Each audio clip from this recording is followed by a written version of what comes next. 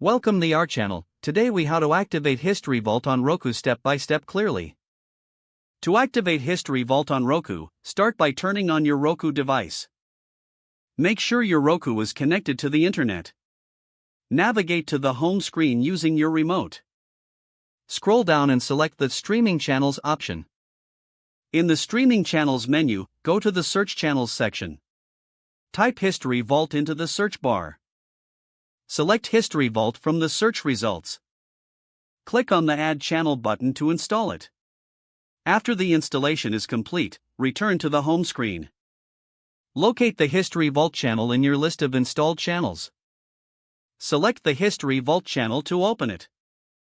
You may need to log in using your cable provider credentials. Follow the on-screen prompts to complete the activation process. Once activated, you can start exploring the content available on History Vault. If the page does not load, refresh the browser or try again in a private or incognito window. Make sure you are using the correct email address, then retype it carefully to avoid small typos. If your password is not accepted, use the reset option and create a new strong password you can remember.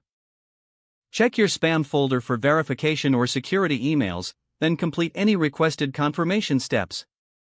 Enable two-factor authentication if available to improve account security and reduce unauthorized access risk.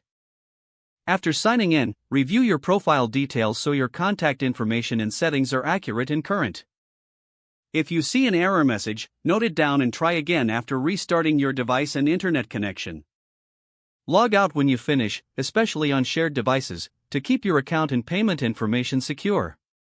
If the page does not load, refresh the browser or try again in a private or incognito window.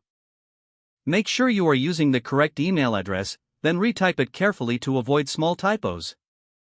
If your password is not accepted, use the reset option and create a new strong password you can remember.